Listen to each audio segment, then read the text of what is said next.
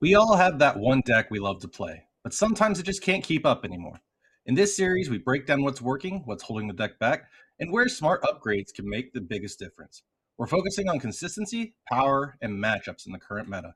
No rebuilding from scratch, just clean, efficient improvements. Let's tune this deck and see how far it can really go. Welcome to Deck Tuning. All right, guys. Welcome to today's deck teching episode. Today we're going to be taking a look at DoomZ and how it can be improved, what the deck does, and what's the different play styles you can see with this deck. Have you ever wanted a deck that basically allows you to take your actual monsters, use equip spells, and go into an Xyz? This deck is it. It has a lot of capability to go for those Xyz plays, those synchro plays, those link plays, and fusions.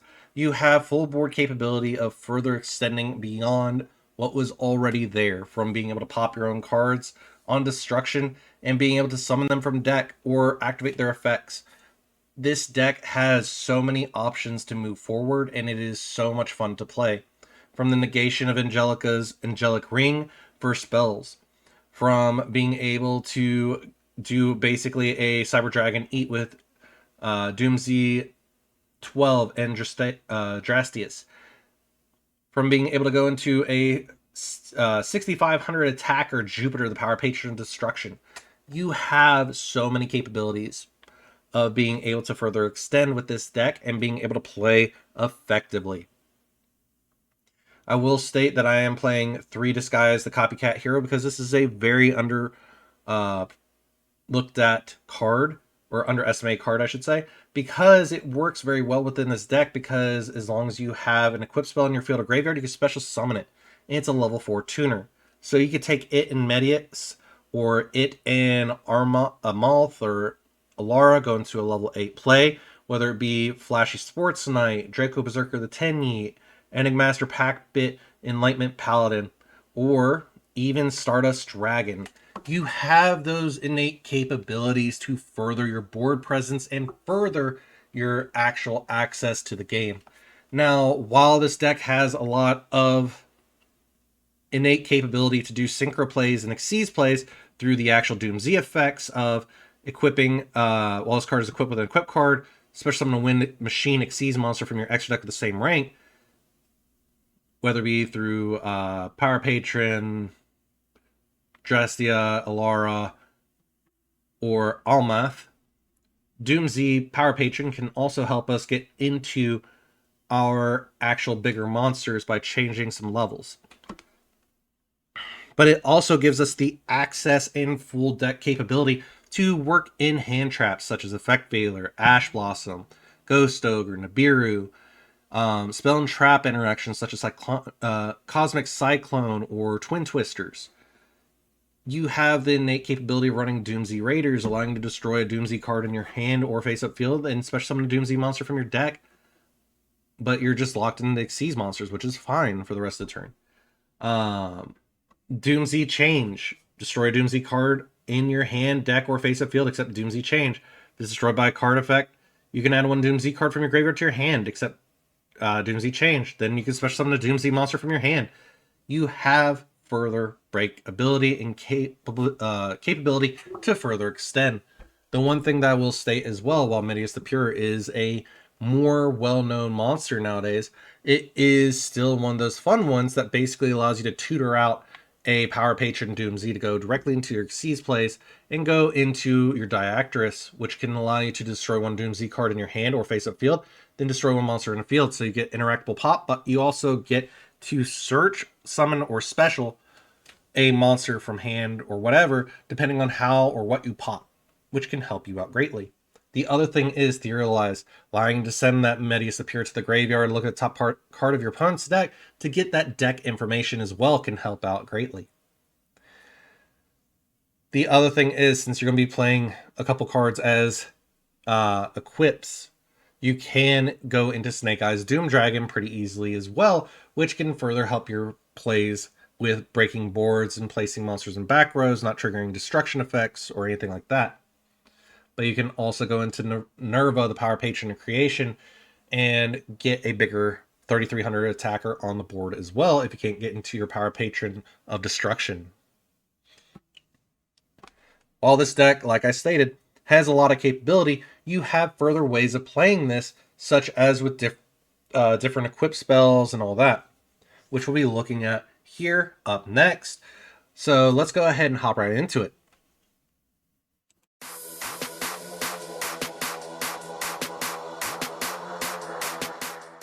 So, what's the one difference that you see versus the other one for a base DoomZ package? For DoomZ, we're playing more bamboo swords, which is consistent draw engine, consistent interaction, being able to make it to where, hey, the equipped monster gains 0 attack. You target one of the bamboo sword card you control, return to the hand. If you do, equipped monster can attack your opponent directly this turn. Okay, a direct attack can help out greatly. And then if this card is sent to the graveyard, you can add a bamboo sword, such as Golden Bamboo Sword. If you control a bamboo sword card, equip spell, draw 2 cards, in which you can do the original bamboo sword. The equipped monster gains 0 attack. When the equipped monster inflicts battle damage by a direct attack, you can destroy all monsters your opponent controls. You can send the equipped card to the graveyard, equip 1 bamboo equip spell from your deck to your face up, to 1 face up monster on the field, except original bamboo sword. So basically, being able to do that direct damage with the cursed, but also trigger off the original bamboo sword effect to destroy all monsters on the field that your opponent controls can help out greatly. And the best part about it is we didn't really do that without like cutting down on a lot of extra engine. So we went for more of an Xyz base versus a Synchro and Fusion base, where we can also cut back on some of the other optional hand traps to run more draw power, which would be in the Follows, interactability with Nibiru, and Ash Blossom as well, putting us directly at 99 points, which can further help us establish and break boards, but also keep control of the board state as we go through it. While this deck does give us further option with Tornado Dragon and Super Quantum Mech Beast Ouroboros, we do have other capabilities such as using number 106 Giant Hand. When a monster effect is activated on your opponent's field, quick effect, attach 2 materials from this card, target 1 effect monster your opponent controls. While this monster is face up on the field, the effect monster's effects are negated, also cannot change its battle position. So, if you send defense, you're perfectly fine, and you have that innate capability to basically just get a negation on the board. Then you have Diactress and Drastius from the normal thing, but the other thing is Full Armor Utopic Ray Lancer can be also made by discarding 1 spell and trap and using 1 rank 4 or lower Xyz monster, causing your monsters on your opponent's side to lose 500 attack. And at the start of battle phase, you can negate the effects of all attack position monsters your opponent currently controls. When this attacking card destroys an opponent's monster by battle, you can attach 1 material from this card. You can make it a second attack in a row. So that can also break the board a bit further, but put in a little extra damage, which can help us out greatly. While we're not focused on doing as much with the Power Patron of Destruction, this is more of an OTK piece, we can still run Typhon as well as further protection and board interaction if we can't get over that aspect, being able to shuffle back an opponent's monster into the deck if we need to. Or excuse me, return 1 monster from the field to the hand. Sorry. So we can return it back to their hand and slow them down drastically. While this deck does have further capability of being further improved upon, whether it be running more equipped spells, less equipped spells, etc., you can really interact with this the best way you see fit. Whether it be incorporating more card draw through the bamboo swords, incorporating more interaction through other decks, such as synchro packages, fusion capability, interacting and putting in the Art Mage package to where you can do the Art Mage combo alongside the actual DoomZ stuff. You have so much more that you can do. The other thing that I'll bring up is DoomZ Doomdurg that I didn't bring up in the last deck. Once per turn during the standby phase, inflict 500 damage to the controller of the equipped monster. Yeah, you're inflicting 500 damage to yourself, but a DoomZ monster equipped with this card or a Wind Machine Xyz monster that has this card gains the following effects. Your opponent cannot target this card with card effects, and once per turn, quick effect, you can destroy 1 other face-up card you control. Also, for the rest of this turn, this card gains attack equal to its own level and rank times 100, can attack directly, and if battled, it is destroyed at the end of the damage step, giving you further capability to do more damage. So that can give you extra opportunity to trigger off the original bamboo sword, the cursed bamboo sword, or getting an extra card draw off of the Golden Bamboo Sword, because more likely you're going to have the original or Cursed Bamboo Sword equipped.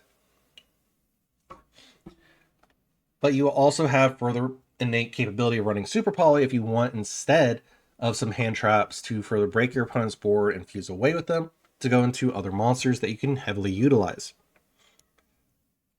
DoomZ is going to be around for a while, and while I am glad to see that it is doing well and has the options at its disposal to further improve, and we'll be seeing more support in the future, this deck is going to be a lot of fun when it comes to playing in the near future and currently in today's game age. But what's some of the weaknesses that this deck has?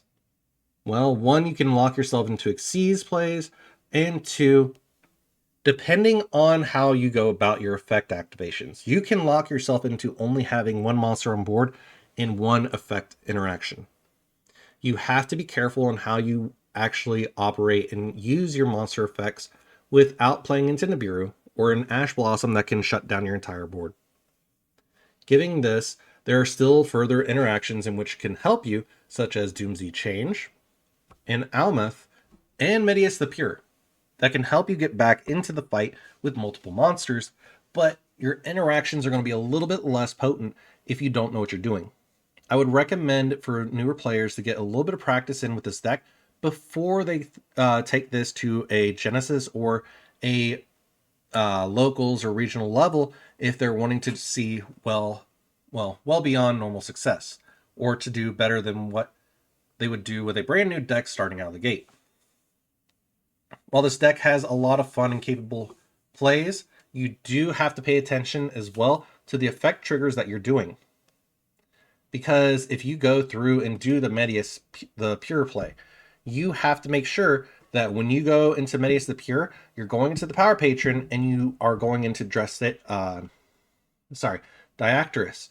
Because if you go into Diactorus, you can take an equip spell from your deck and either add to your hand or send it to the graveyard. You more likely want to add it to your hand, because if you get the equip spells, you can do further damage or further interact with your opponent. While some do function better in the graveyard and give you further options, this is one of those decks where you have to pick your deck and choose how you're going to play it carefully. Anyways, guys, I hope you enjoyed today's video. If you did, please feel free to leave a like and subscribe, and I'll see you all in the next one.